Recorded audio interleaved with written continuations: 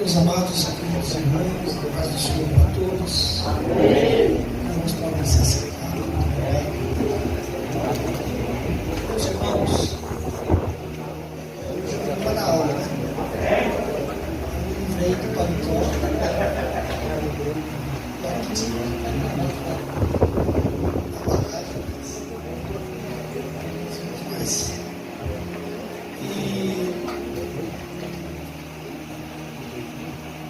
Estamos realizando esse trabalho de discipulado porque nós entendemos que esta, na verdade, é a missão do Senhor. O Senhor Jesus deixou claro que nós deveríamos fazer discípulos. E isso é uma coisa que a gente não tem feito ao longo dos anos.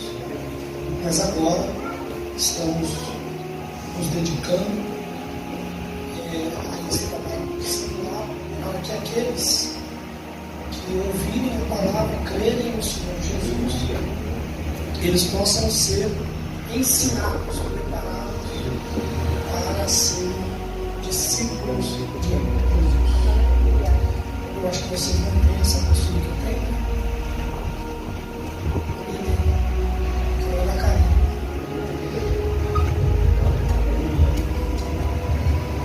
Mas eu vou falar hoje, nesta noite, alguns temas mais voltados à área bíblica e teológica. Vou falar sobre a Bíblia, os irmãos, e vou falar também sobre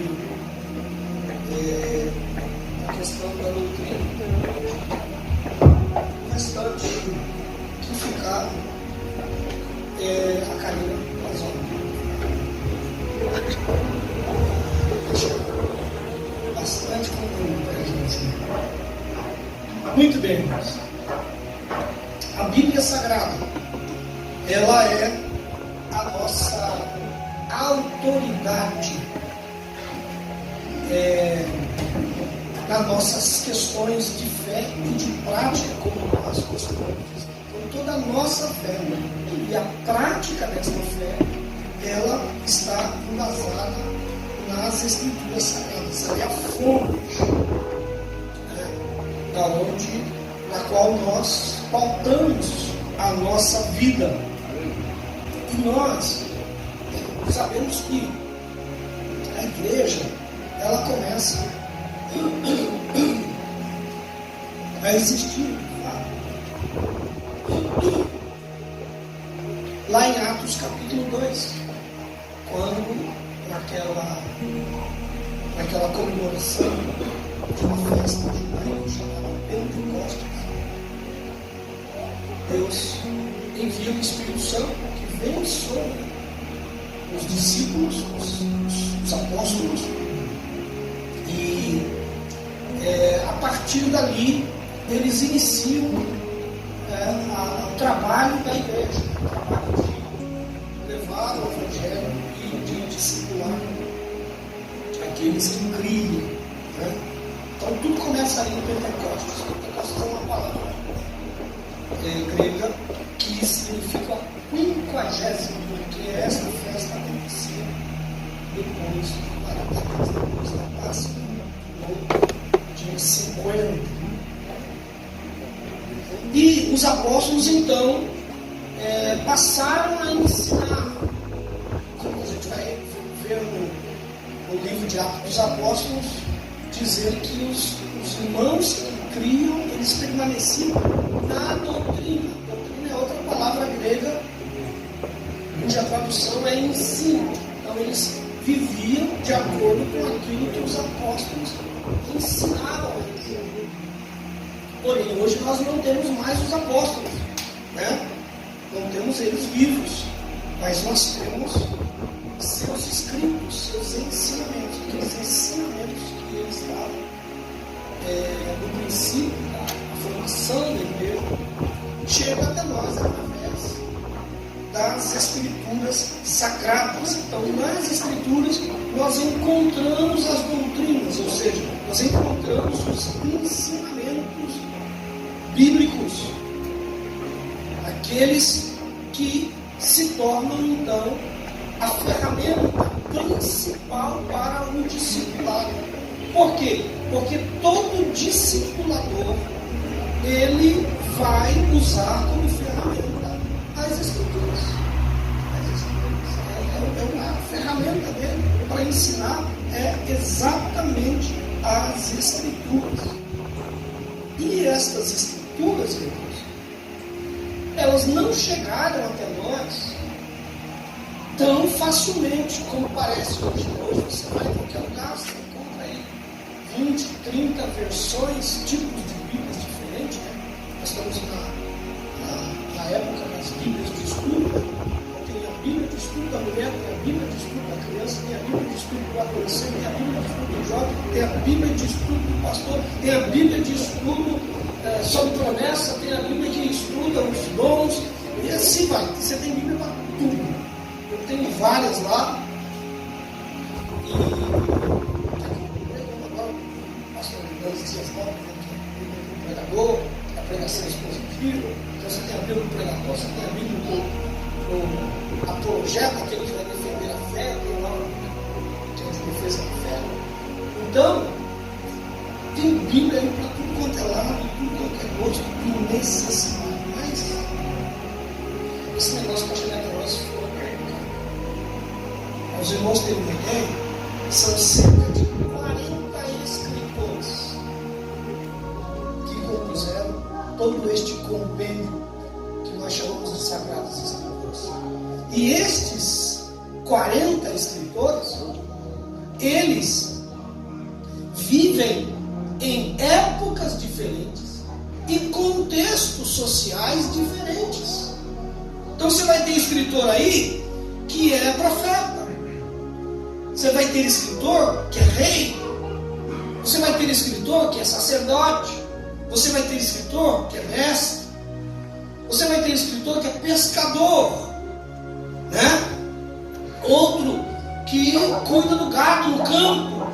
Enfim, Deus usou uma gama muito diversa de pessoas para escrever as Escrituras.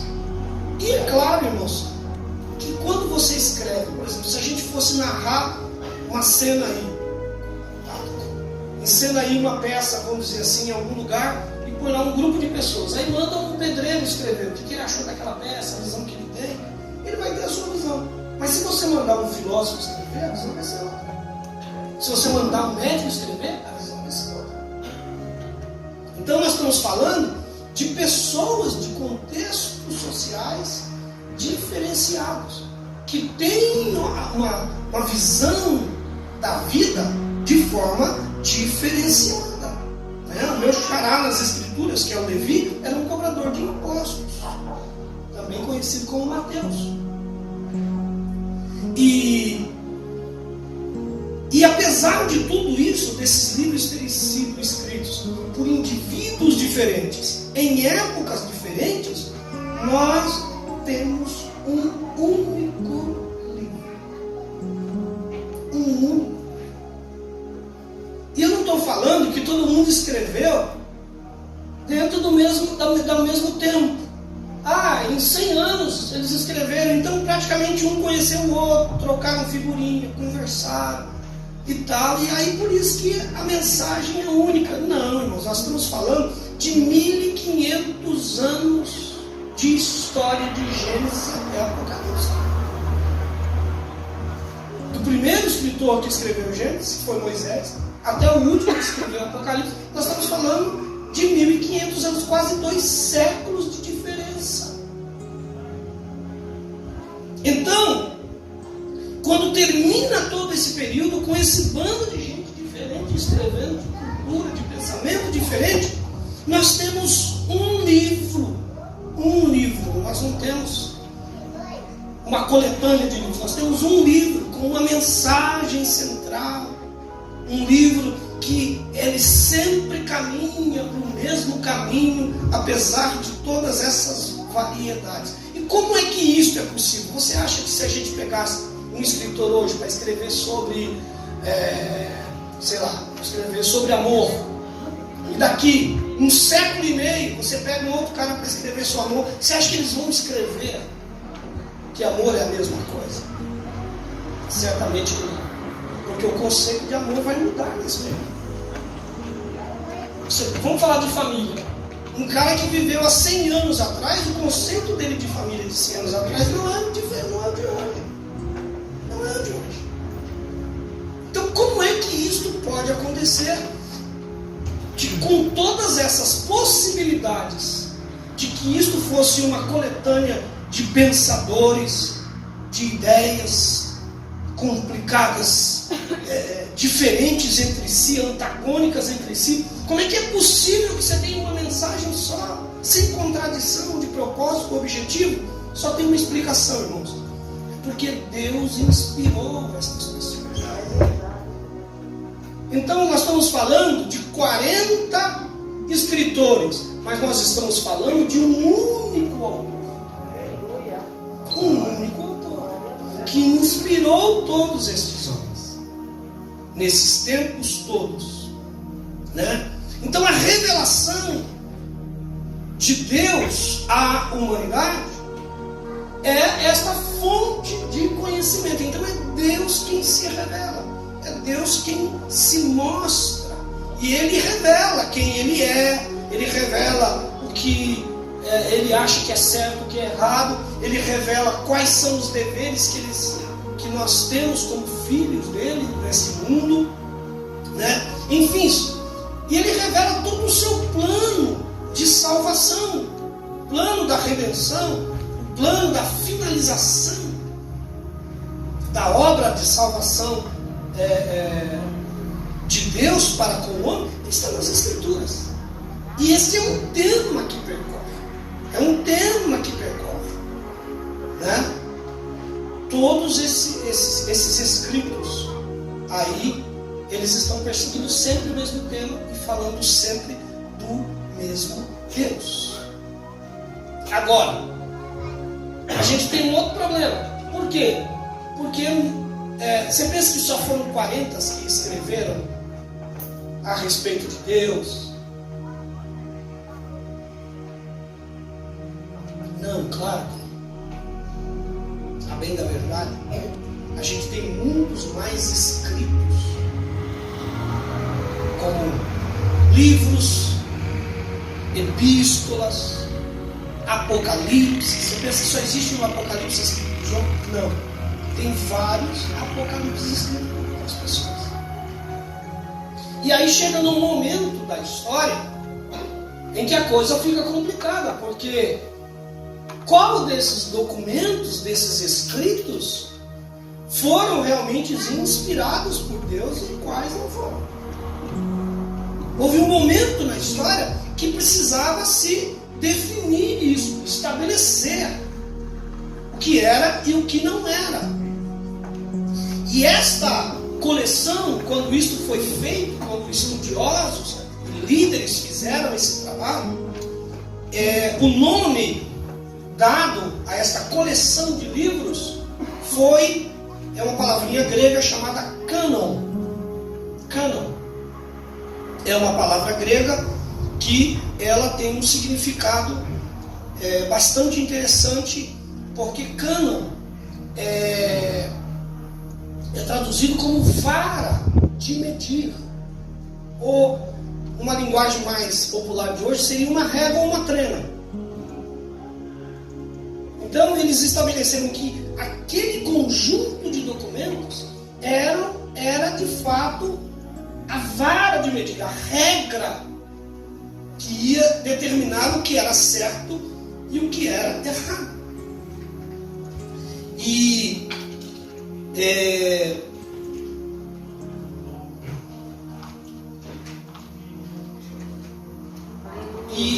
eles escreveram. Então, muitos documentos foram escritos. Eu vou falar do cânon mais para frente. Vou continuar aqui na sequência. E aí o que acontece? As pessoas vão escrevendo. Naquela época em que se começou a escrever a Bíblia, não tinha papel. Tinham inventado papel. Não tinha imprensa para imprimir isso. Então, as primeiras escritas eram feitos em tabletes de barro. Imprimia-se os caracteres no tablete de argila, quando ele estava mole, depois punha para secar. E quando secava, era o livro, era a página do livro, vamos assim dizer. Né? Depois, eles começaram a descobrir a escrita em papiros, em pergaminhos, que eram peles de animais. Então, tirava a pele do animal, tratava aquela pele e começaram a escrever naquelas peles. E eles costuravam estas peles, umas nas outras, e iam enrolando e faziam rolos assim. E aí, claro, não dá para você escrever um livro, por exemplo, Isaías, que é um livro que tem 66 capítulos, se não me engano. Não dá para você fazer um rolo só de Isaías, porque ele seria desse tamanho. E se você quisesse ler o começo do livro de Isaías, você teria que enrolar tudo. Então você tinha que fazer Isaías em partes. Então, sei lá, tipo, 10 rolos de Isaías. Então você queria ler uma parte de Isaías, está no primeiro, está no segundo, está no terceiro. Né? E pegava, abria e aí lia. Depois vem o papiro. O papiro é feito de uma planta, isso sai do Egito. Quando eu estive no Egito, visitei uma fábrica de papiro, vi como é que eles fazem, amassam a planta e vão fazendo uma trama com ela, que deu depois origem ao papel. E esses escritos, esses documentos eram produzidos nessas formas primitivas de se escrever. Né? O papiro foi o que firmou aí, porque é muito parecido com o papel que nós temos hoje. E só que assim, a gente tem o texto sagrado hoje, impresso, gráfico, capa, bonito, um livro bacana e tal, já tem até aqui no tablet, enfim. Mas em algum momento, você não tinha como provar que o texto que nós estávamos lendo era o texto que originalmente foi escrito. Por quê? Porque certamente nós não tínhamos o texto original. Não tínhamos o papiro do João escrevendo o livro normal. Porém, de uma forma muito maravilhosa, em 1947, um homem estava lá apacentando suas cabritas e ele achou uma caverna, um deserto, lá em Israel, numa região chamada Qumran. E ele achou dentro dessas cavernas uns potes de barro. E dentro desses potes de barro, pergaminhos velhos, antigos. E essa descoberta realmente transformou o mundo cristão. Nessas catacumbas de Qumran foram descobertos muitos manuscritos datados do ano 100. Do ano 100 a.C. E dentre esses manuscritos, inclusive, tinha uma cópia do livro do profeta Isaías em forma de rolo, escrito em hebraico, que é considerado até hoje a mais remota compilação de um texto bíblico já encontrado.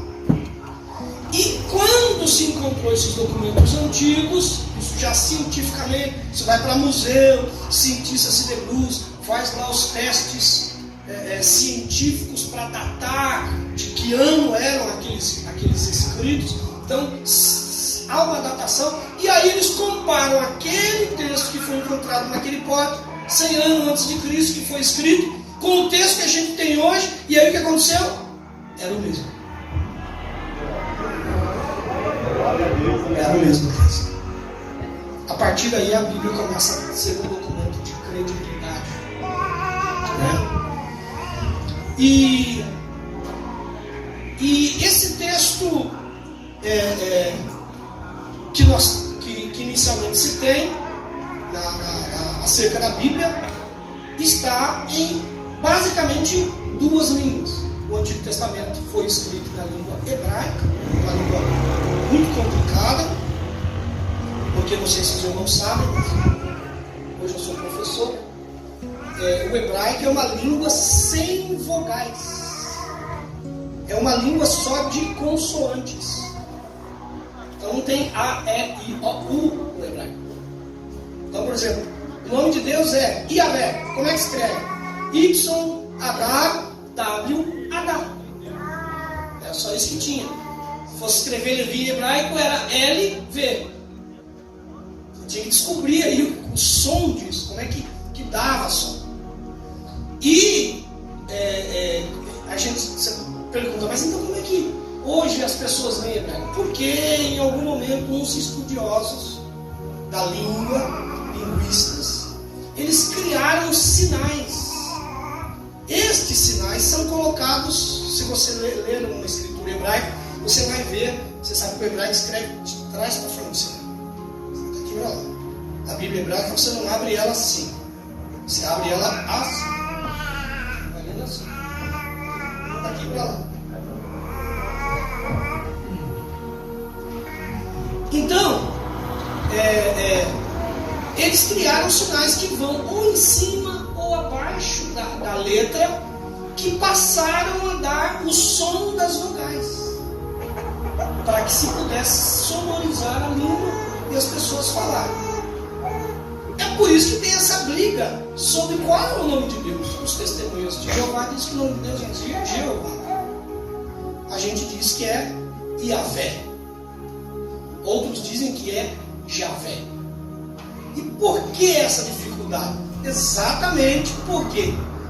Porque o nome era escrito só com essas quatro consoantes, que é o tetragrama, e havia um mandamento que dizia assim: não fale o nome do Senhor teu Deus em vão.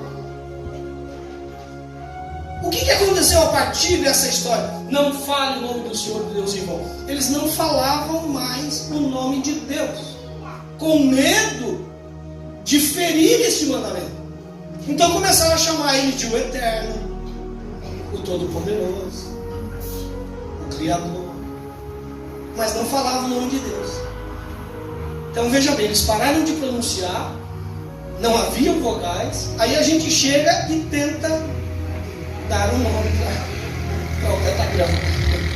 Então, uns vão chamar de Jeová, outros vão chamar de Yahvé, outros vão chamar de Javé, e cada um tem a sua explicação acerca disso. Então, todo o Antigo Testamento foi escrito nessa língua, chamada língua hebraica, né? E o Novo Testamento foi escrito na língua grega, né?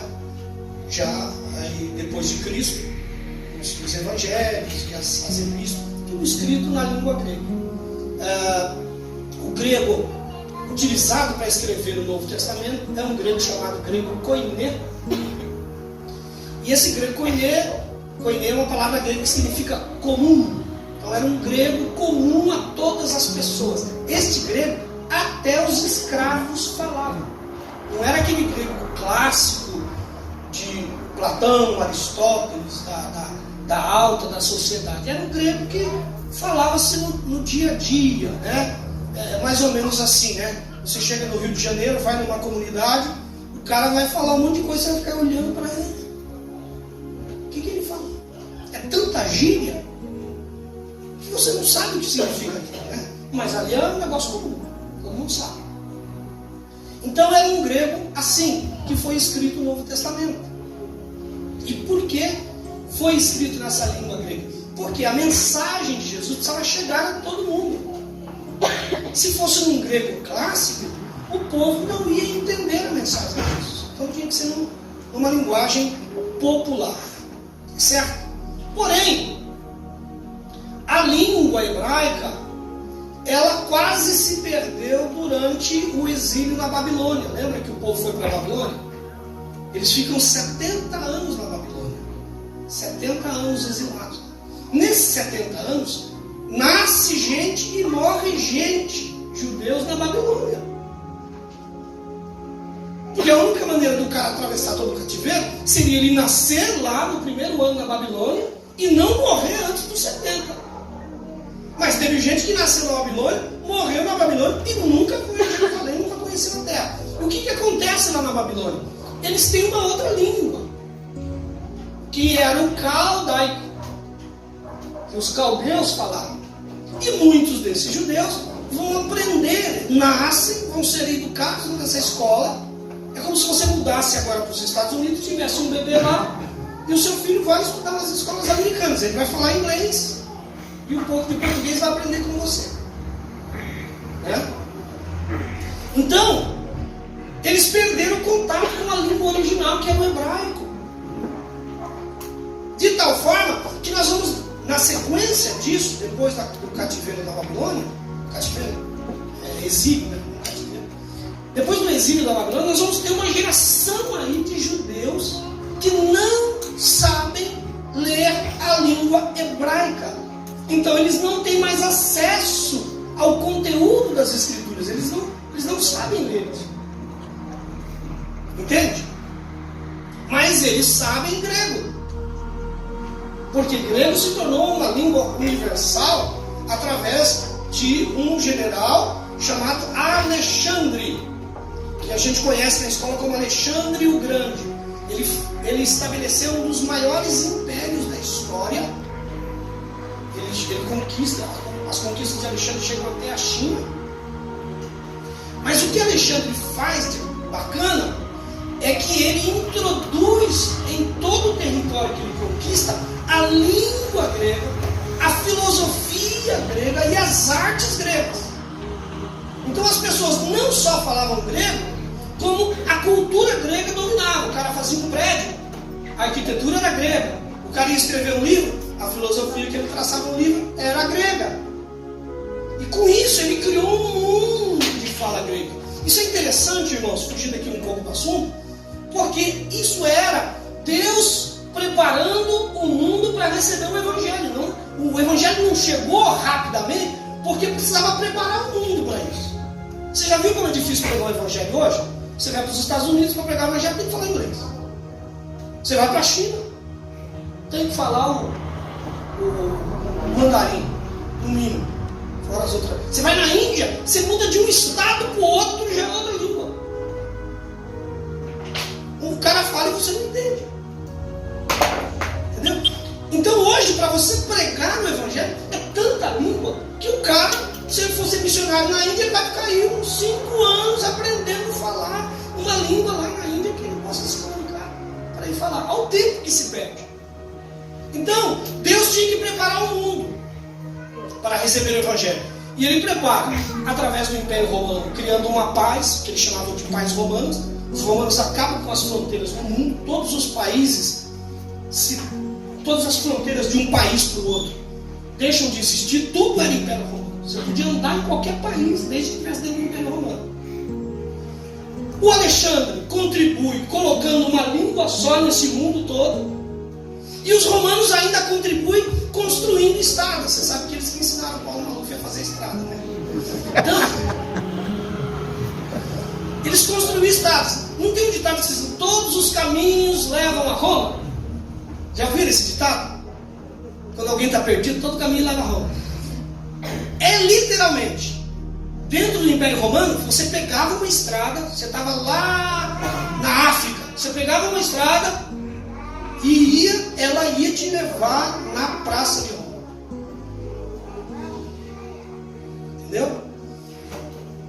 Esses 3 elementos, o que eles contribuem? Eles contribuem o seguinte, que quando Paulo sai para pregar o Evangelho, ele tinha estrada para caminhar, não tinha fronteira, ele não precisava tirar passaporte para passar de um país para o outro. E aonde ele chegava, pregando em grego, todo mundo entendia. Todo mundo entendia. Então, o Novo Testamento foi escrito em grego, porque era a língua da época. Mas estes judeus que haviam perdido o contato com a língua original, eles não tinham acesso às Escrituras. Quem é que traduzia, lia e traduzia para eles as escrituras? Os rabinos, nas sinagogas. Sinagogas também nascem no período do cativeiro, do exílio na Babilônia, porque na Babilônia não tinha templo, na Babilônia não tinha sacerdote. Eles começam a reunir 10 grupos de judeu, 20 grupos de judeu. Eles se reúnem para fazer o quê? Para fazer a única coisa que sobrou para eles, ler as escrituras. Então esses velhos, que tinham ainda, dominavam, conheciam a língua, eles falavam para os novos, liam e diziam para eles o que aquilo significava. É isso que Jesus se refere quando ele diz assim: ouviste o que foi dito a vocês pelos antigos. Ele está dizendo, essa interpretação é deles, destes antigos. E eles não tinham como questionar, porque eles não podiam ler as escrituras. Lembram que há 100 anos atrás no Brasil, as missas eram rezadas em latim e o povo não tinha Bíblia. Então tudo que o padre falava, se acreditava. Porque o cara não tinha Bíblia para ler.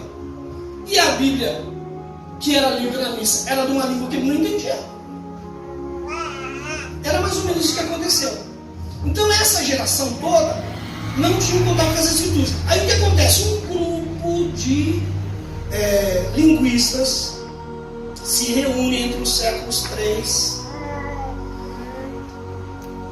e em Alexandria, no norte da África, no Egito, eles traduzem a Bíblia hebraica para o grego.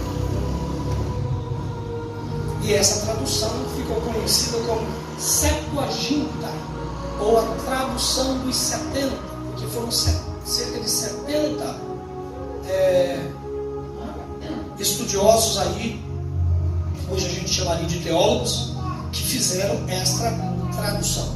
E aí, todo mundo que lia e sabia o grego, começou a ter acesso às escrituras do Antigo Testamento. O Novo Testamento já foi escrito na língua grega.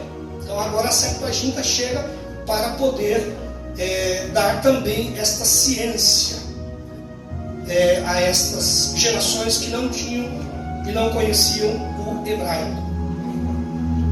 Porém, nós temos uma outra tradução importante das Escrituras, que foi uma tradução feita, encomendada pelo Papa Damaso I, e foi oficializada pela Igreja, que hoje a gente chama de Igreja Católica ou Igreja Romana, mas naquela época, irmãos, havia uma só igreja.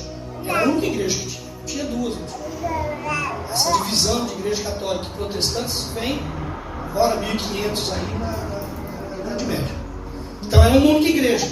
E eles faziam concílios, que eram reuniões com os bispos, com os presbíteros da igreja, e tomavam as decisões das doutrinas e das coisas que a igreja ia adotar. E no ano de 1546, no Concílio de Trento, foi aprovada como tradução oficial da igreja esta versão feita por um homem chamado Jerônimo, que traduziu a Bíblia do grego para o latim. Para o latim. Só que ele não traduziu para o latim clássico, ele traduz para o latim mais popular. E por isso ela ficou com o nome de Vulgata, ou Vulgar. Para você mais ou menos entender o que é isso, é mais ou menos uma Bíblia na linguagem de hoje. Já leu uma Bíblia na linguagem de hoje? A gente chamaria aquilo de uma linguagem vulgar. Chama Deus de tu, chama Deus de você. Então é uma linguagem mais vulgar. Então foi isso que o Jerônimo fez. Ele traduz a Bíblia para o latim, que era a língua oficial romana da igreja, né? E foi uma importante tradução. Outra Bíblia que nós temos importante é a versão chamada King James, ou a versão do rei Tiago. James em português, James é uma palavra inglesa, em português é Tiago. Aprende aqui também. Essa foi uma versão feita por ordem do rei Tiago no século XVII. Né? e é a versão mais inglesa mais popular. Inclusive ela já tem essa versão King James em português. Se você procurar, vai achar a tradução da King James em português, né? E então a Bíblia foi sendo traduzida,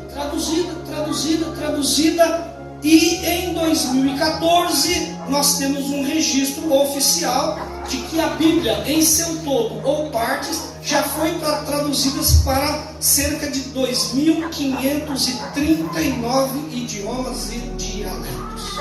É o livro mais impresso no mundo, é o livro mais lido no mundo até hoje.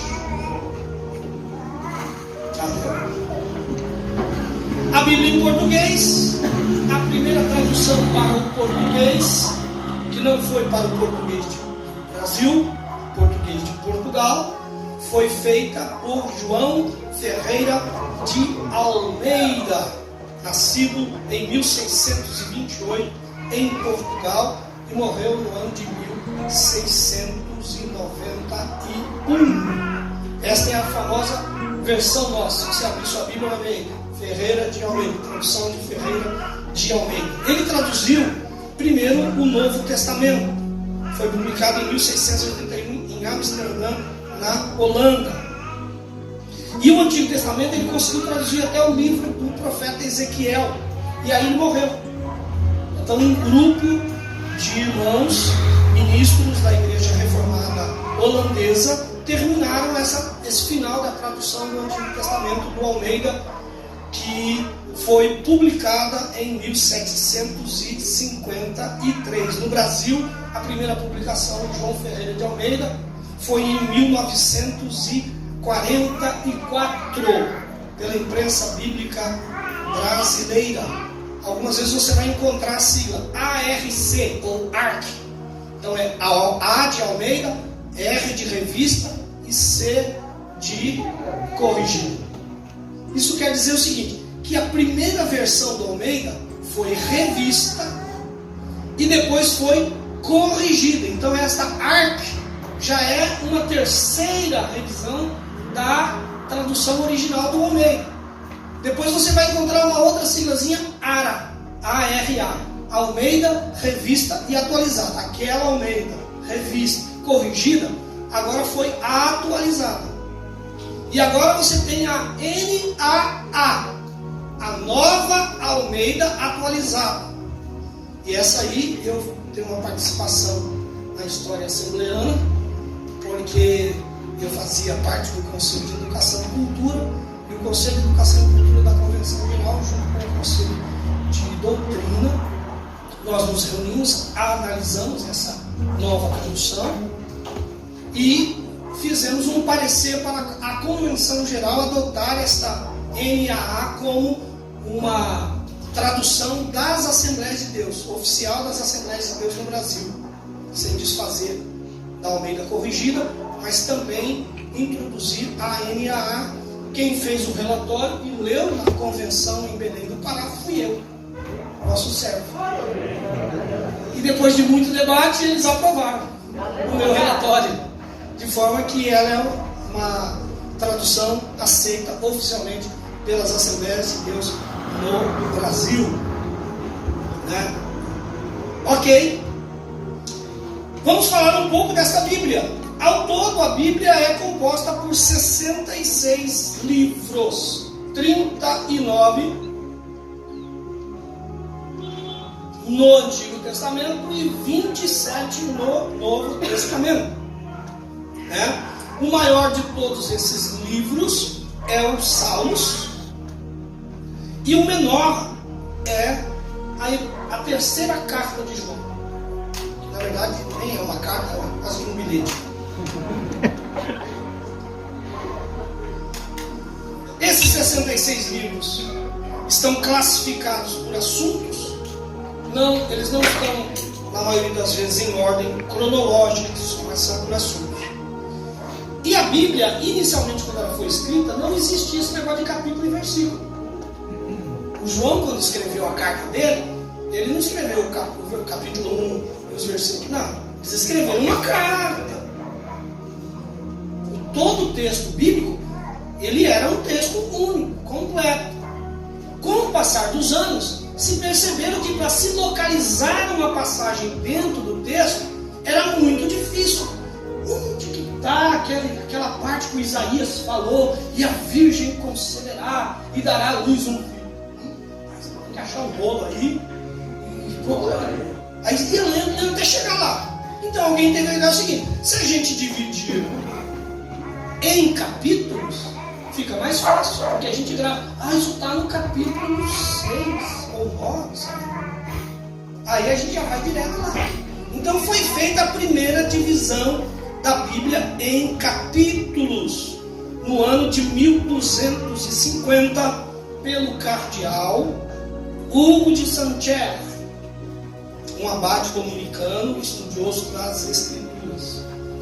Depois, alguém achou que, mesmo havendo a divisão em capítulos, ainda era difícil de achar, que era melhor que os capítulos fossem subdivididos. E aí, então se criou os versículos.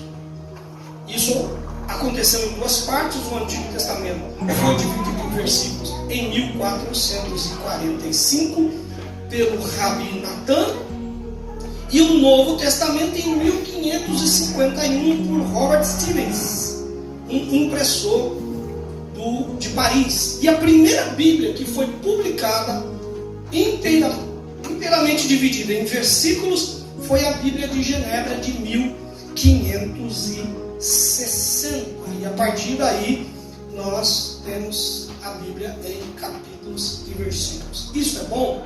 É bom. Mas isso também pode ser ruim? Pode ser ruim, porque tem irmão que ele só lê o capítulo, tem irmão que só lê o versículo, não lê mais nada. Se não tivesse capítulo e versículo, ele teria que ler um texto para entender o que o cara falou. Ele ia ler o texto, não entendi nada. Não, mas como tem versículo, ele só no versículo, e aí ele dá a interpretação do versículo.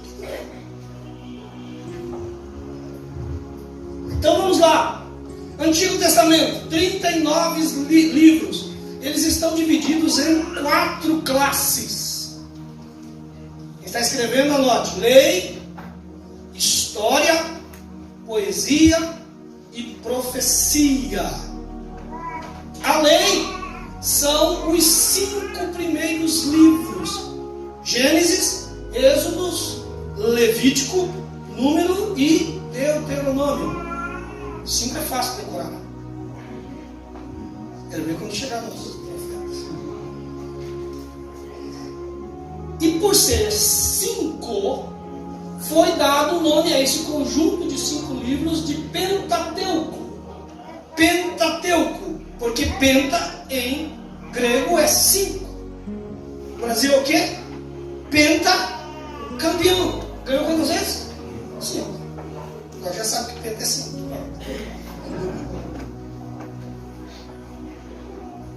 E aí, esses 5 livros são atribuídos à escritura a Moisés, né? Algumas partes provavelmente já foram, outras pessoas não estão no finalzinho, mas são documentos que retratam em geral as origens do livro de Gênesis, retratam a criação e também a lei. Por isso que eles são chamados de a lei, porque a totalidade, a partir do livro de Levíticos, estão inseridos os mandamentos que Deus deu ao povo de Israel quando eles estavam ainda no deserto. A segunda divisão é a divisão da história. São 12 livros. Quem são eles? Josué, Juízes e Rutes, 1º e 2º Samuel, 1º e 2º Reis, 1º e 2º Crônicas, Esdras, Neemias e Esther. Esses são os livros de história, tá? Eles basicamente falam da história do povo de Israel, desde o período que eles chegam na terra com Josué. Então vai passar o período de Josué, o período dos juízes e o período dos reis. É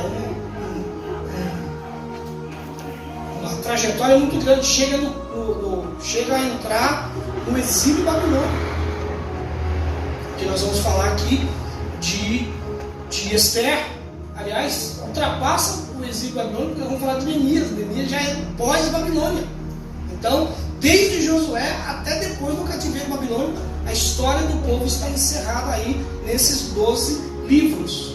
Temos os livros de poesia, ou como nós chamamos de livros poéticos. São 5 livros de poesia. E logo eu vou dizer por quê. Jó, aí você vai dizer, Jó não é livro de poesia. Salmos, bom, Salmos dá para cantar.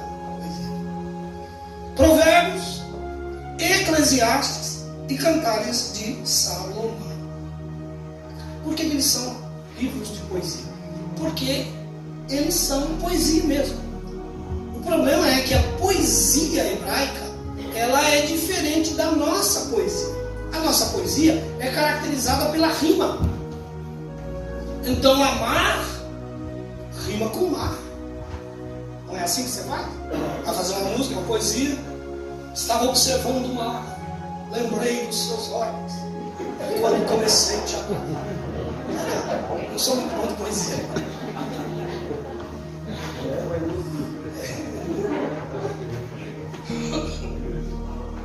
Mas a poesia hebraica, ela não tem como característica a rima. A poesia hebraica, ela trabalha com paralelismo de ideias. Então ela lança uma ideia no primeiro verso e no segundo verso,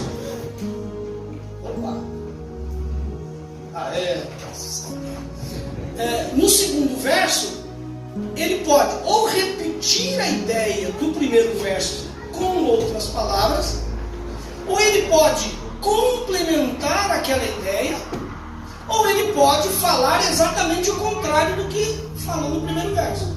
Esses são os 3 principais, tem outros paralelismos, mas é os 3 principais da poesia hebraica. Então quando o salmista diz assim, do Senhor é a terra e a sua plenitude, essa é o primeiro verso. Ele deu uma ideia, Deus é dono da terra e de tudo que nela tem. No segundo verso, a terra e tudo que nela há. É a mesma ideia. Ele não acrescentou nada, ele só escreveu a mesma coisa com palavras diferentes, né? Mas você vai encontrar, por exemplo, ideia contraditória. Deus conhece o caminho do justo, uma ideia. Mas no segundo verso, mas o caminho do ímpio está com uma ideia contrária. Então, é assim que é a poesia hebraica. Então, quando você lê Jó, Salmos, Provérbios, Eclesiastes, você vai, a partir de hoje, observar que é assim. Você vai conseguir encontrar isso. Posso dar aula toda sobre poesia hebraica para vocês trabalharem. A última e quarta divisão são as profecias, 17 livros. 5 deles são chamados de profetas maiores, que são Isaías, Jeremias, Lamentações, Ezequiel e Daniel. E os outros 12 denominados de profetas menores, que são Oséias, Joel. O que mais? Vamos ver quem vai acertar? Oséias, Joel, Amós, Obadias, Jonas, Miqueias, Naum, Abacuque, Sofonias,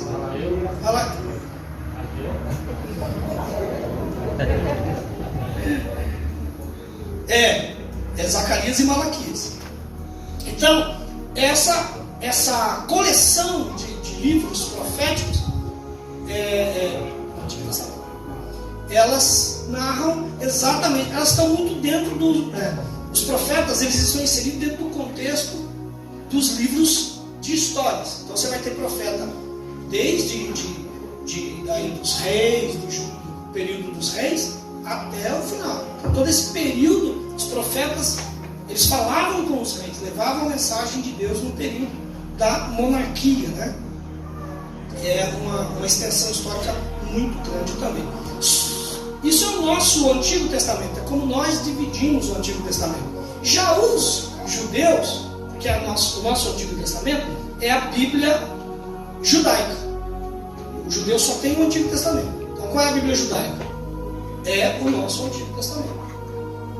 É a Bíblia deles, é a chamada Torá. Né? A Torá é uma palavra que significa lei. Então a Bíblia judaica, ela tem uma divisão diferente. Ela tem a Torá, que é a lei, que é o que nós chamamos de Pentateuco, que são os cinco primeiros livros. Depois ela tem os primeiros profetas, que compõem Josué, Juízes, Samuel, Reis, Isaías, ó, como ele já mistura: Isaías, Jeremias, Ezequiel, o livro dos 12, Oséias, Joel, Amós, Obadias, Jonas, Miqueias, Naum, Abacuque, Sofonias, Ageu, Zacarias e Malaquias. E eles têm os escritos, os Ketuvim, que são os restantes: Salmos, Jó, Provérbios, Ruth, Cântico dos Cânticos, Eclesiastes, Lamentação, Esther, Daniel, Esdras, Neemias e Eclesiastes. Então a divisão deles é diferente da nossa. É só para você saber aí. A Igreja Católica, ela seguiu a mesma estrutura da Bíblia traduzida do hebraico para o grego, que é a Septuaginta. Mas ela acrescentou à tradução da Septuaginta outros livros que são denominados de apócrifos. São livros que não foram aprovados na regrinha de medir. Eu vou falar da regra de medir já, não esqueci não. No cânon. A regra de medir tinha os seus requisitos, as suas exigências. Esses livros que a Igreja Católica incluiu não passam nesse crivo. Obrigado pela palavra. Não passa nesse crivo. Então eles são chamados apócrifos, impuros, não inspirados.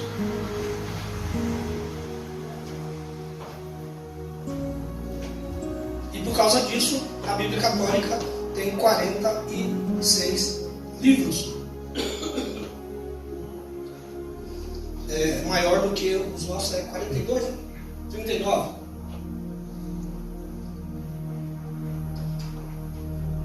Então vamos lá para o cano. É uma palavra grega que significa cana ou vara de medir. E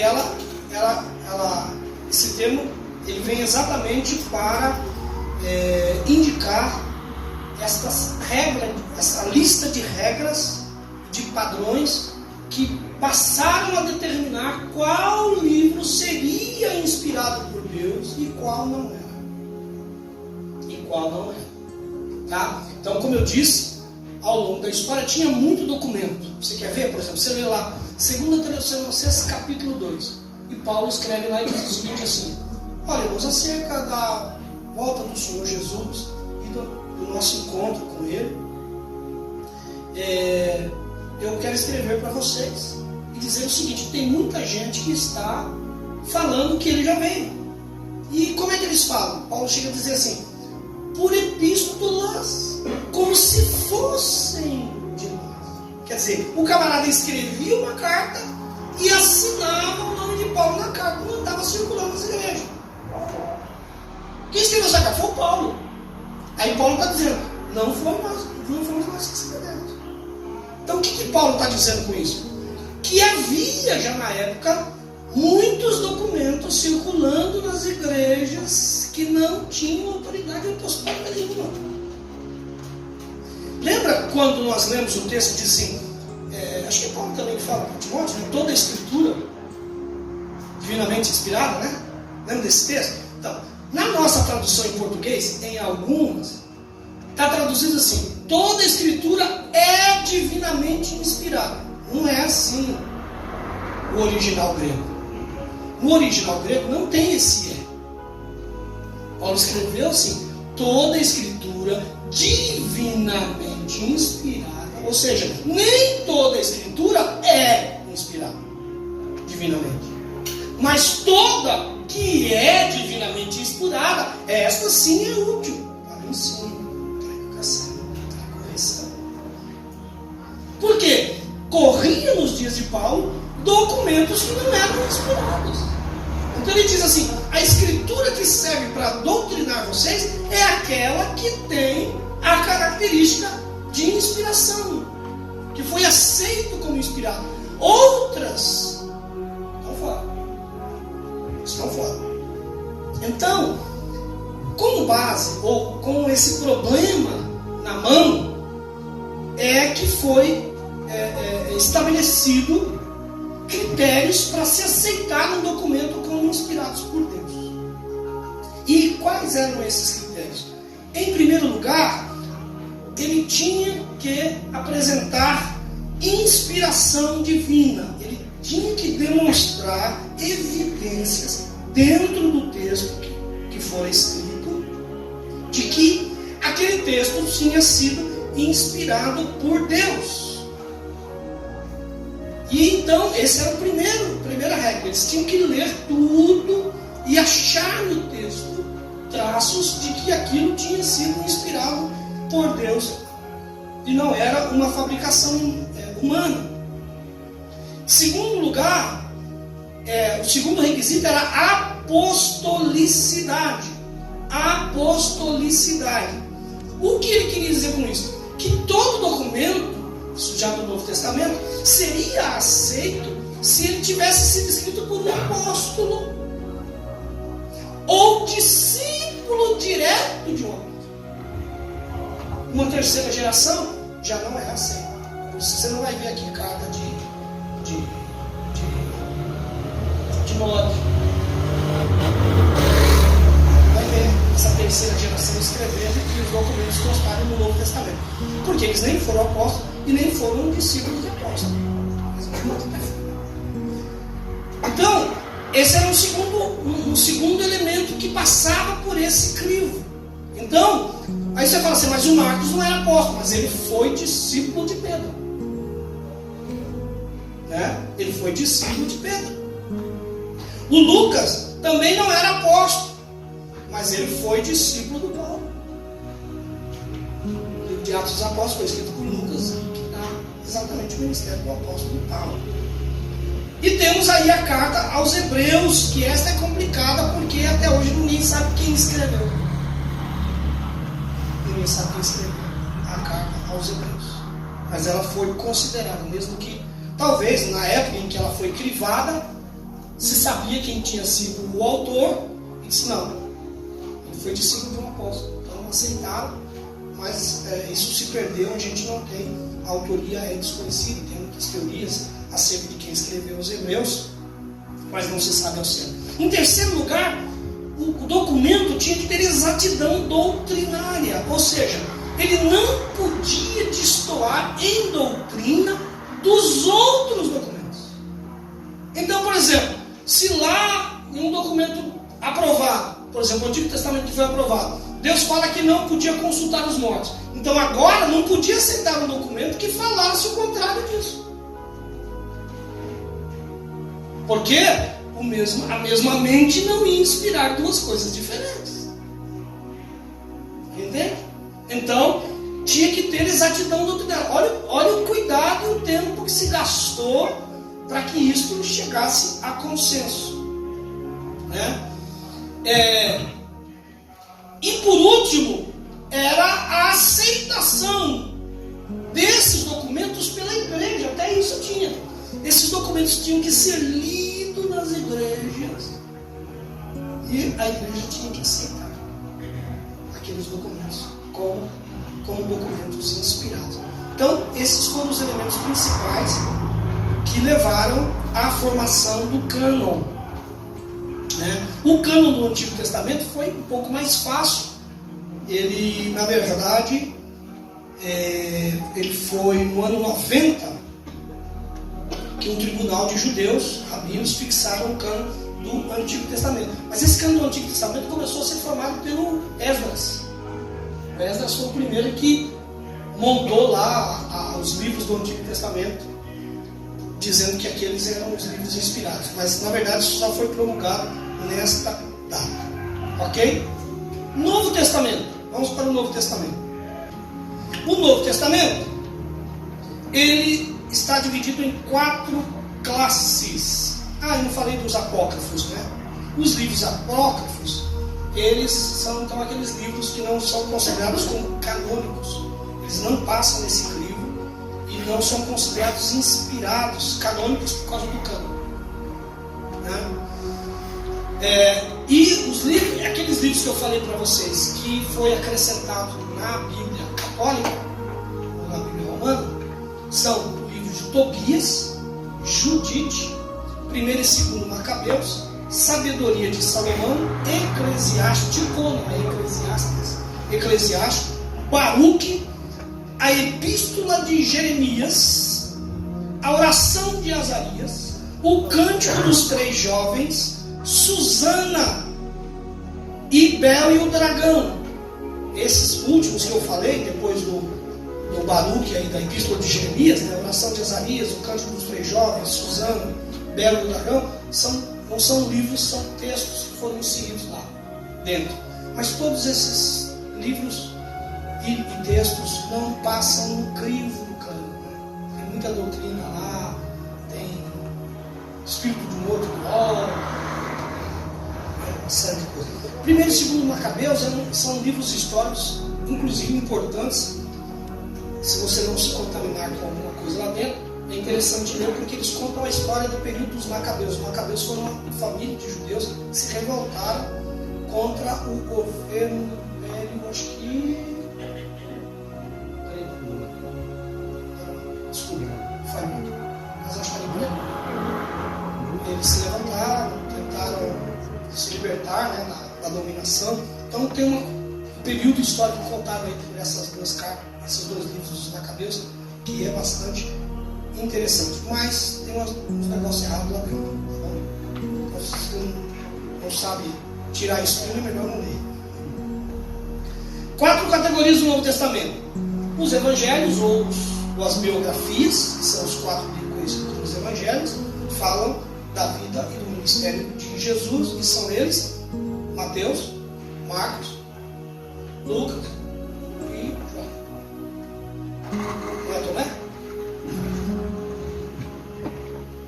Os livros, tem o livro histórico. O livro histórico no Novo Testamento é o livro de Atos dos Apóstolos, que registra o início da igreja na sua fase primitiva. E depois nós temos as epístolas, que é o conjunto de cartas escritas pelos apóstolos. O primeiro grupo é denominado de epístolas paulinas, que são 13 cartas escritas pelo apóstolo Paulo. E depois nós temos as epístolas chamadas epístolas católicas. E católico a gente usa às vezes sem saber o que significa. A palavra católico no grego significa universal. Então a igreja católica é a igreja universal. Por isso que ela colocou esse nome, porque na época só tinha uma igreja no mundo inteiro, então ela era a igreja universal. E agora nós temos a católica em grego e temos a universal em português. E elas são muito parecidas, né?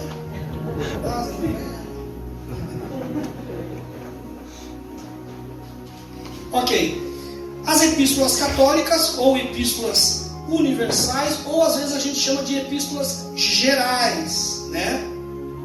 Que são de autores diversos, que não são de Paulo. No caso de Hebreus, Tiago, irmão de Jesus, as 2 cartas do apóstolo Pedro, as 3 de João, né? E também Judas, que também era irmão de Jesus, que escreveram cartas que estão aí no Novo Testamento, né? Ainda tem até uma subdivisão aí que nós temos as chamadas cartas pastorais, né? São as cartas de Timóteo, de Tito e tal. E temos o livro profético no Novo Testamento, que vocês sabem qual é. É aquele que foi escrito lá na ilha de Patmos por João, que é o livro do Apocalipse. Ok? Então veja que tem muita coisa envolvida aí, né? Mas como eu disse a vocês, toda a revelação escrita nesses livros, aí nós vamos para o nome Bíblia, que significa livros, vem de biblos, que era livros ou biblioteca. Então a Bíblia é uma biblioteca. Por quê? Porque ela tem 66 livros. 66 livros. Com gêneros diferentes. Nós falamos aqui. Tem história, tem poesia, tem profecia, né?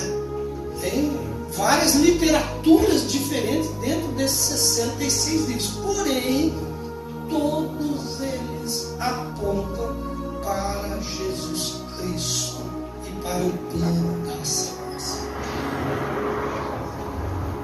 Todos nós. É o nosso tema central das Escrituras. E a coisa mais importante da gente saber de tudo isso das Escrituras não é a gente saber. Não é você sair daqui, você que fez boas anotações, falar, agora eu sei que a Bíblia é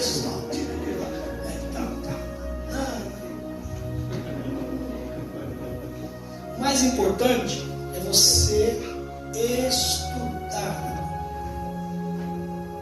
Estudar. E isto não é uma coisa que os cristãos fazem.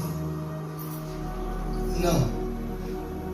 Presume-se que 90% dos cristãos não leem a Bíblia diariamente. 90%. Quando você lê a Bíblia, quando você está no culto, nós vamos fazer a leitura da Bíblia. Aí você lê junto. Às vezes nem lê, você só ouve. Mas diariamente, abrir a Bíblia todos os dias e ler, 90% dos cristãos fazem isso. Tudo que você souber de Bíblia, da divisão da Bíblia, como a Bíblia chegou até nós, não resolve nada se você não ler ela. Não ler. Então, é importante você ler. É primordial, mais do que importante, é primordial ler as Escrituras, estudá-las, estimular o seu raciocínio, pensar sobre o que você lê, recordar coisas que você leu. Aí você fala assim, eu já li a Bíblia inteira. Tudo bem, se você voltar num livro lá no Antigo Testamento, numa carta pequenininha, você vai ler, rapaz, eu li esse negócio aqui, não li essa história aqui não. Às vezes eu pego a Bíblia e leio uma história. Você já viu essa história? Ou em vez de alguém pegar sobre uma história, vai jogar esse negócio.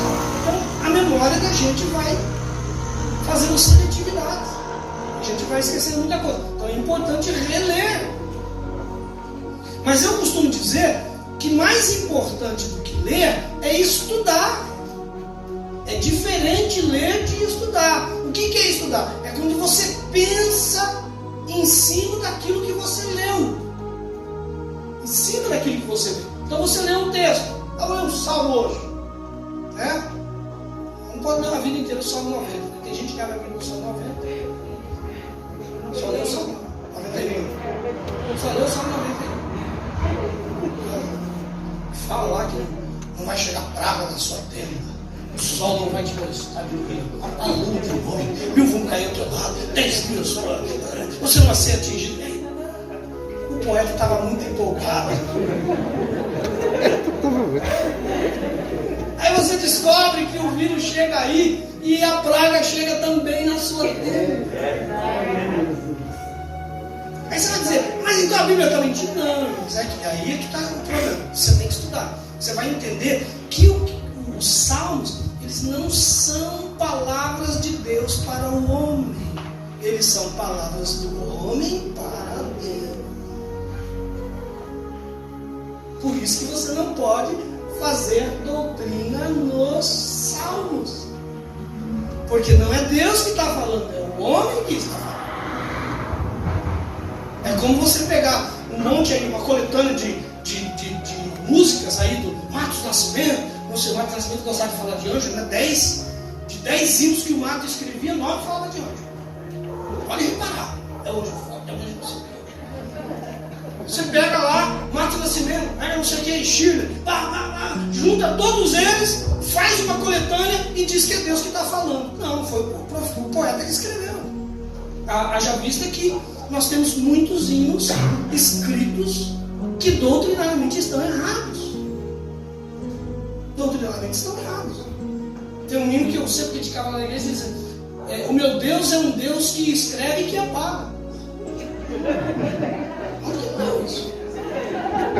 Não tem um hino assim? Não assim. Deus escreve e apaga. E Deus escreve e apaga. Isso foi o poeta que escreveu. Por quê? Porque os hinos, quando são escritos, não passam num crivo teológico. O certo de um poeta seria escrever um hino, levar numa banca teológica onde tivessem pessoas que conhecem a escritura e dizer, olha, vê se o que eu escrevi está certo. Não, tem que alterar isso. Um dia eu cheguei lá na igreja e eles me cabeçaram no domingo, dizendo que o anjo saiu para abençoar. Isso aí, troca esse negócio aí. Não tem nenhum anjo na Bíblia que abençoa, não. Só quem abençoa é Deus. O anjo é mensageiro, ele leva mensagem. Ele trava batalhas, mas ele não abençoa ninguém. Quando você vê na Bíblia, anjo abençoando, anjo aceitando ofertas ou adoração, não é um anjo, é Deus. É Deus. Ok. Então, a gente precisa estudar, meditar no que a gente leu. Uma das maneiras legais de você fazer isso é fazer perguntas ao texto. Perguntas simples. Por exemplo, vou lembrar aqui os meus tempos de professor. Eu dizia para os meus alunos só, pergunta para o texto seguinte assim: o que esse texto está falando para mim sobre Deus?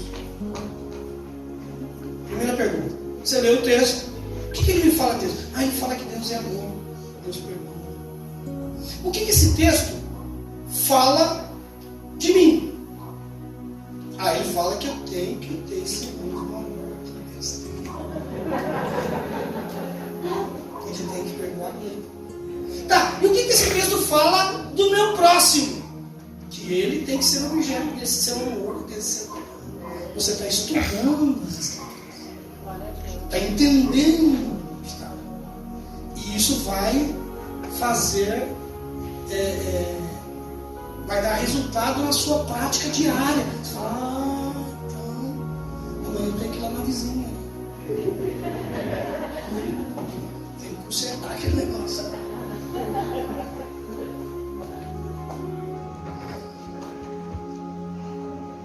Então, quando você vai estudar a Bíblia, além dessa técnica aqui que eu estou dando simples para você, você pode se aprofundar um pouco mais. Um pouco mais. Como é que se aprofunda um pouco mais? Independente de você ir fazer um curso teológico, é claro. Você pode, por exemplo, se utilizar de uma versão diferente. Às vezes você lê um texto de Paulo, você lê lá na Almeida, Revista e Corrigido. E você lê o que o Paulo está dizendo aqui. Porque o beneplácito da sua vontade. Então, como você gosta de comprar muitas Bíblias, vai lá numa Bíblia que tem uma versão diferente, que vai falar em outras palavras para você entender o texto. Às vezes é bom ter uma Bíblia aí na linguagem de hoje, que ela está bem atualizada no linguajar nosso e fica fácil de você entender. Outra coisa que você pode utilizar, outros materiais, uma concordância bíblica, por exemplo. O que a concordância bíblica ajuda você? A descobrir as palavras na Bíblia.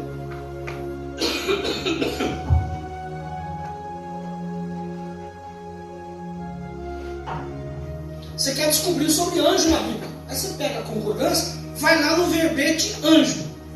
Se ela for uma concordância daquela de quase 500 páginas, assim, ela vai ter todas as referências nas escrituras onde aparece a palavra anjo. Se ela for uma simplificada, ela vai ter os textos mais importantes. Mas você vai lá no verbete anjo, acha 20 referências a anjo. Aí você vai ler o texto. Aqui o anjo fez isso. Aqui o anjo fez isso. Aqui o anjo... Você vai entendendo dentro daquele verbete o que os anjos fazem. Como eles aparecem. Que tipo de atitude eles têm. Eles cantam, eles falam, eles matam. Então, dentro daquele verbete, você vai indo nos textos e vai construindo um pensamento assim. É uma maneira de você também estudar as escrituras. Temos as chaves bíblicas. A chave bíblica, ela é um manual diferenciado. Ela não usa esses verbetes. O que a chave bíblica faz? Ela traz esboços dos livros da Bíblia. Então você vai abrir uma chave bíblica, vai abrir lá Gênesis. Aí ele vai dizer quem escreveu Gênesis, quando escreveu, vai te dar um resumo do livro de Gênesis. Vai dizer Por exemplo, se foi uma carta, por exemplo, você abriu lá Mateus. Quem escreveu foi Mateus. Esse Mateus é o Levi lá da coletoria, que Jesus chamou ele e fez dele um apóstolo. Ele escreveu o Evangelho. Mas ele vai dizer assim, por exemplo, o Mateus escreveu o seu Evangelho para os judeus. Estou na hora de parar. Nossa, só comendo um churrasco.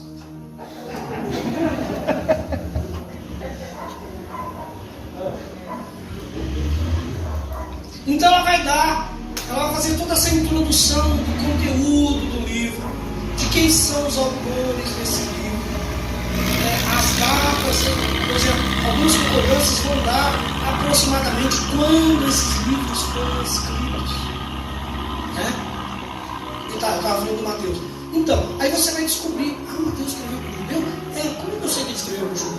É só você ver, por exemplo, Mateus é o único livro que começa com uma genealogia. Genealogia é coisa de quem? Coisa de judeu. Coisa de judeu. Aí você fala, mas o Lucas também traça a genealogia. Mas não está no começo, está no capítulo 3. E ele não traça a genealogia de Jesus pela linhagem de José, ele traça pela linhagem de Maria. Lucas escreveu para quem?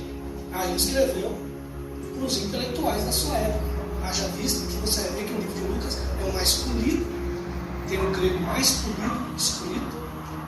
Ele é um homem culto, ele é um médico, ele deixa os seus traços médicos registrados no livro. Por exemplo, você vai ler lá em Mateus, Jesus curou a sogra de Pedro porque a sogra dele estava com febre, olha lá, o Mateus escreve, a sogra de Pedro estava com febre, Jesus foi lá e curou ela. Não sei se foi por causa disso que eu lembro. Aí você vai em Lucas, ele diz assim, que ela estava com a febre alta. Isso é linguagem de médico.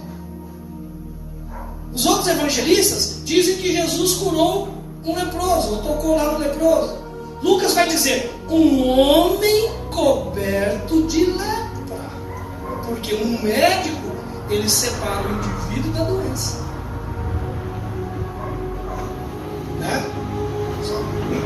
Coisas interessantes. Então, essas chaves bíblicas, elas vão dar esse contexto para você, quem escreveu, quando escreveu, para quem escreveu, um resumo. Vai ter um resumo lá, capítulo 1 do versículo tal, o capítulo 1 do versículo tal, ele fala sobre isso.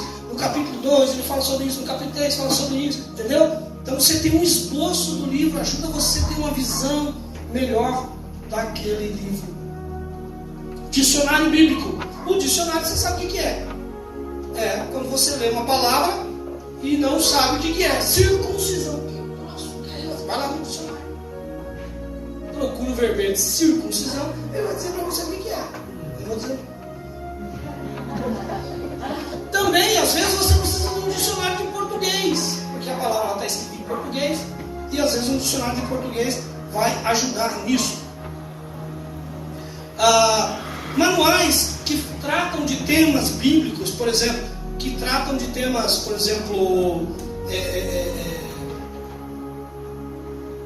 doutrina sistemática, Deus, anjos, homem, pecado, salvação, não sei o quê, ou outros que tratam, por exemplo, que falam só sobre os dons espirituais. Então você vai ler lá tudo sobre dons espirituais, essas coisas também ajudam. E por último, um caderno. Um caderno. Porque se você não anotar, você vai esquecer. Mas se você esquecer, está anotado.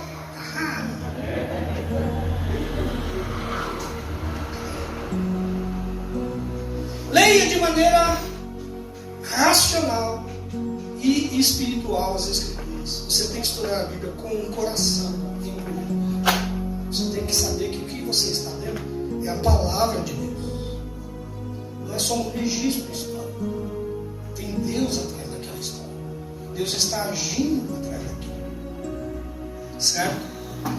Você tem que ter humildade a ler as Escrituras. Por quê? Porque tem muita gente que ele quer que as Escrituras Escrituras digam o que ele pensa, ou aprovem o que ele pensa. Por exemplo, nós temos aí um movimento aí nos nossos dias, né? Ele, alguma coisa, ele, Televina, G de gato e tal. E aí eles querem que a Bíblia diga, combine com as ideias deles. Pastor. E eles vão longe com essa história. Eles dizem que o amor de Davi com Jonatas era um amorzinho arco-íris. Porque está escrito lá que Davi amou Jonatas com um amor maior do que para uma mulher. Agora você tem dúvida que o Davi não era arco-íris? É só ler a história dele, gente. É só ler a história de Davi que você vai ver que não é. Mas enfim, você não pode ler a Bíblia assim com a sua ideia. Você tem que ler a Bíblia para a Bíblia dizer qual é a ideia.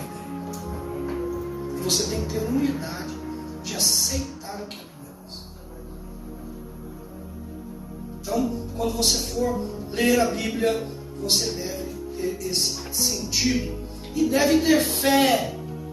Porque se você não acredita na Bíblia, a sua leitura não vai ser uma leitura proveitosa. Se você lê lá que o peixe engoliu o Jonas e diga, o peixe engoliu, que peixe é esse? Acho que essa história está meio furada, né? Aí faz que nem um professor que eu disse, rapaz, eu acredito tanto na Bíblia, se ela dissesse que o Jonas comeu a baleia, eu acreditava. Eu também acredito, não sei quanto tempo demora para o cara comer uma baleia, mas se ele for comer um pedacinho, deve ser. Você deve ler a Bíblia com oração, com meditação, porque com oração e meditação o Espírito vai trabalhar na sua mente e você vai compreender coisas que você não compreende. A gente que prega há muitos anos, irmãos, tem muito disso. Eu estava sábado na ceia, sentado lá, tinha um pregador, um amigo meu pregando, tá? Daqui a pouco ele falou assim, e o homem ajudou a carregar a cruz de Jesus. A mensagem explodiu na minha cabeça. No outro dia eu estava pregando. Você tem que carregar a cruz do Senhor. Esse é o poder de Deus.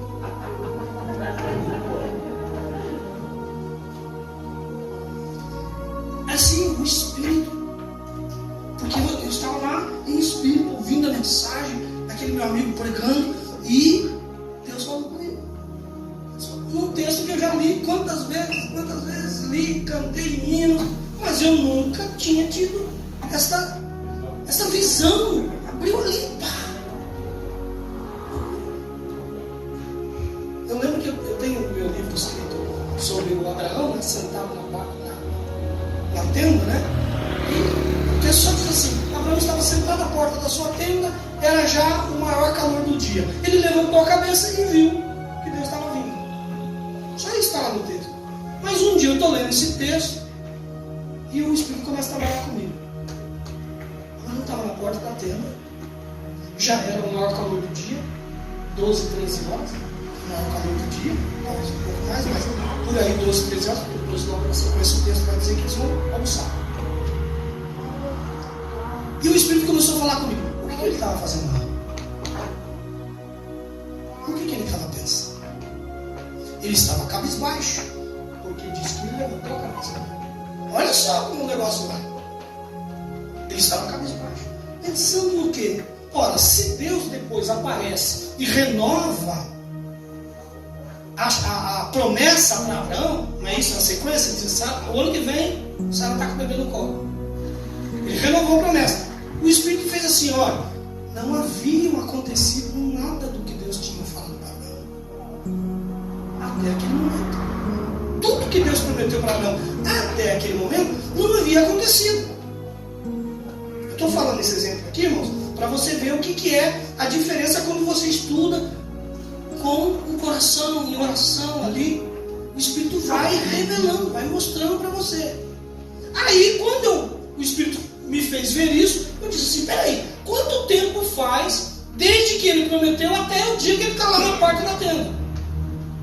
Aí eu vou descobrir que a Bíblia diz que Abraão tinha 70 anos. Deus falou com ele e ele tinha 70 anos. Mas diz assim, quando ele saiu de Harã, que é a chamada de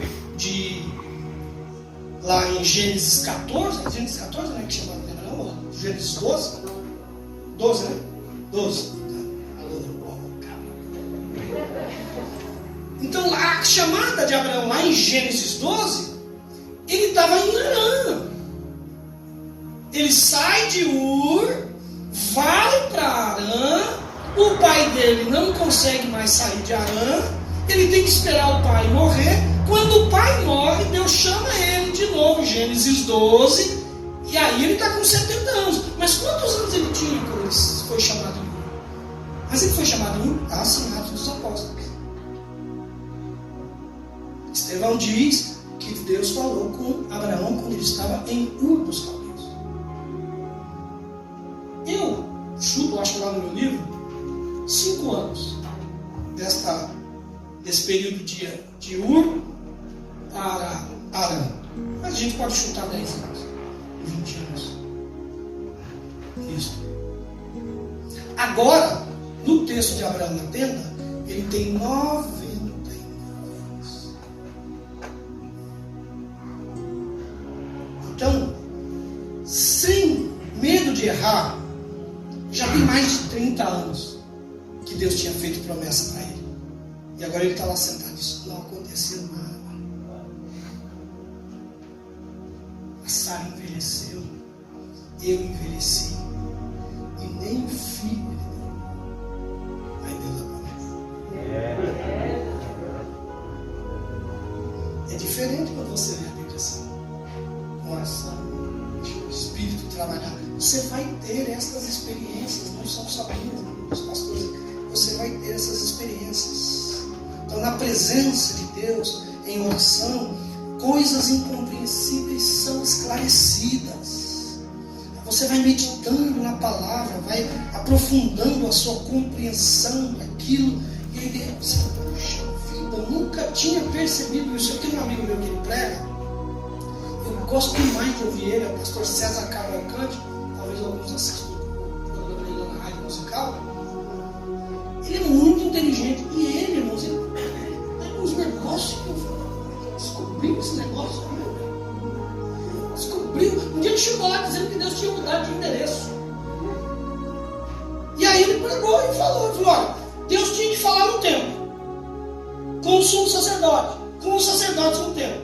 Mas o sacerdócio estava corrompido, Deus saiu do templo, vai lá para o deserto, falando na boca de um homem chamado João Batista. Mudou de endereço. Vai procurar Deus na igreja. Não, Deus não está na igreja, está no deserto. Nunca tinha pensado nisso. Então, isso é o Espírito Santo que vai abrindo a nossa mente. Então você tem que ler as Escrituras, estudá-la. E, às vezes, tem que interpretar. Interpretar o que é? É entender e dizer o que é que aquele texto está dizendo. Então, existem algumas regras, existe na verdade uma ciência toda de interpretação das Escrituras. É uma matéria que no seminário a gente chama de hermenêutica, tá? E a hermenêutica é a arte de interpretar textos. No nosso caso, a hermenêutica bíblica, que nos ajuda com regras de interpretação dos textos bíblicos. Uma das regras, por exemplo, que é fundamental, é que o Novo Testamento interpreta o Antigo. Então você não pode ler um texto do Antigo Testamento, dar um significado para ele que o Novo Testamento não deu ou que deu diferente.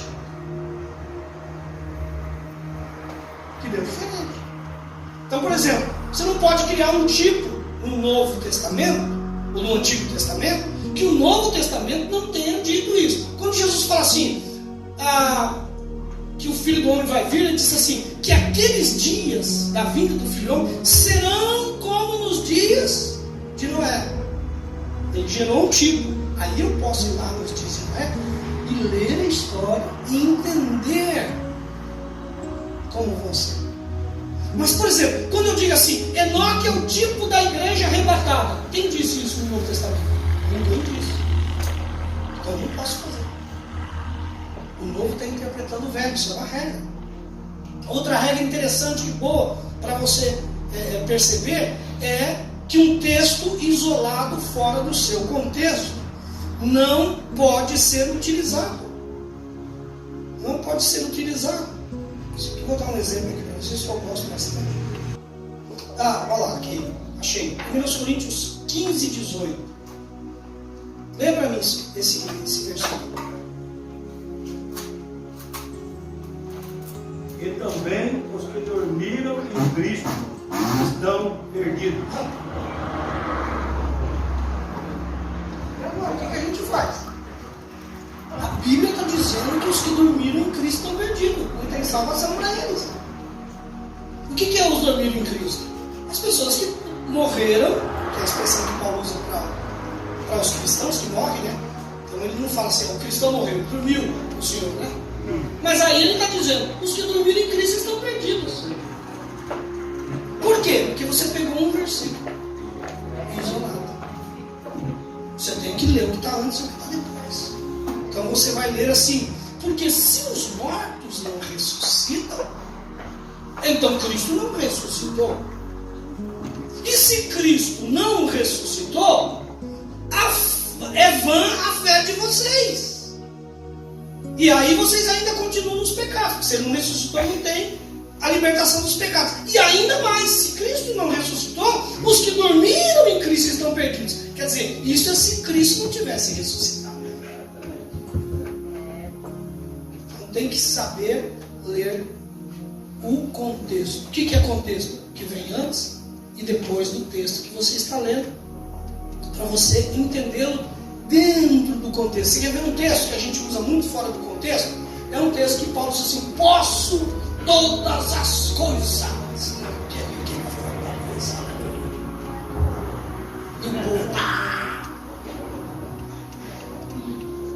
Que todas as coisas que ele está falando?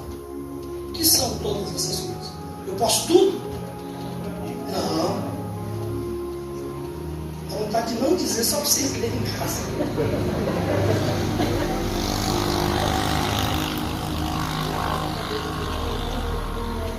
Exatamente. Quando você vai ler o contexto, Paulo está dizendo assim, olha, vou dizer umas coisas para vocês da experiência da minha vida.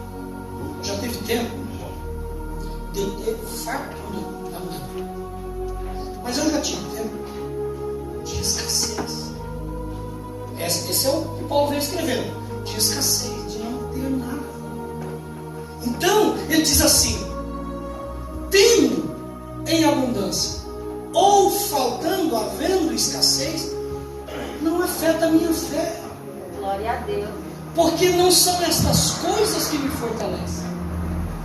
É Deus que me fortalece. Então eu posso viver em abundância, não perco a fé. Eu posso viver na escassez, não vou perder a fé. E por que eu posso todas essas coisas? Porque é Deus que me fortalece e não estas coisas. É Deus. Fala graça. Isso aí já paguei a Coca-Cola do churrasco. Então tem regras, né? Como por exemplo a intenção do autor de escrever um texto. Tudo isso passa nesse crivo que a gente tem aí de interpretação bíblica, né? Então, por exemplo, se eu sei que o Mateus escreveu para os romanos, eu vou entendendo muitas palavras que o Mateus coloca lá, porque eu sei que ele está falando com um povo específico, entendeu? Então, se eu sei que aquela carta foi dirigida à igreja de Coríntios, então eu sei que Paulo está tratando de assuntos específicos naquela igreja, e assim por diante, certo?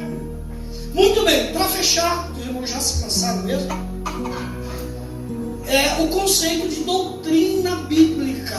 Doutrina bíblica. Segundo a sua forma, existem 3 formas de doutrinas que as Escrituras nos dizem que existem. A primeira chama-se doutrina de Deus. A segunda chama-se doutrina dos homens. E a terceira chama-se doutrina de Deus. Então tem doutrina que vem da parte de Deus. ensino, doutrina é ensino. Né? Então tem ensinamentos que vêm da parte de Deus. Tem ensinamentos que são humanos, criados pelos homens. E tem ensinamentos que são os demônios. Isso passa. Né? E entre essas doutrinas de homens é que entram os costumes que as igrejas criam. Cada igreja tem os seus costumes, a sua prática, a sua liturgia, as suas coisas e tal. E há 3 diferenças básicas entre doutrina e costume. A doutrina, ela é divina. O costume, ele é humano. Então, quanto à origem, a doutrina é divina, o costume é humano. Quanto ao alcance, a doutrina, ela é universal, ela alcança o mundo inteiro. Quando você tem uma doutrina bíblica, ela é doutrina bíblica no Brasil, no Japão, na Austrália, na Europa, na África, onde chegar o Evangelho, aquela doutrina é a mesma. O costume não. O costume é aqui no Brasil, você vai ali na Argentina, é outro. Ele não é universal, ele é regional. No que tange ao tempo, a doutrina, ela é um preceito imutável. Então, doutrina é aquilo que desde que ela existe, foi escrita lá, foi determinada por Jesus, enfim, ou pelos apóstolos, ela é a mesma. Ela não muda, ela é imutável. O costume, ele muda. Não podia bater palma, agora pode. Não podia usar brinco, agora pode. Não podia ver televisão, agora pode. Mudou o costume. A doutrina não muda. Então, como é que eu sei essa diferença? Simplesmente por isso. Aquilo que era e não é mais, foi flexibilizado, não era doutrina, era costume. Aquilo que ninguém flexibiliza, seja assembleano, batista, seja pentecostal ou não, mas ele não muda aquilo. Aquilo é alienação. Né? Então, Paulo escreve aos Colossenses e diz assim: tenha cuidado, que ninguém vos faça presa sua, prendam vocês, por meio de quê? De filosofias, vãs subtilezas, tradição dos homens, aos costumes, e rudimentos do mundo, e não segundo Cristo. Aí, segundo Cristo é doutrina. O resto aqui que ele está dizendo é costume. Então, filosofias, vãs subtilezas, tradições humanas, rudimentos do mundo, isso são costumes, isso vão mudar com o passar do tempo. Eles vão se adaptar às realidades do tempo em que está se vivendo. Então, eu nasci num tempo que assistir televisão era pecado. Estou vivendo num tempo que o Evangelho é pregado na televisão. Um dia eu estava lá no Belém. Lá no Belém tem uma televisão assim na galeria, para o pregador ver.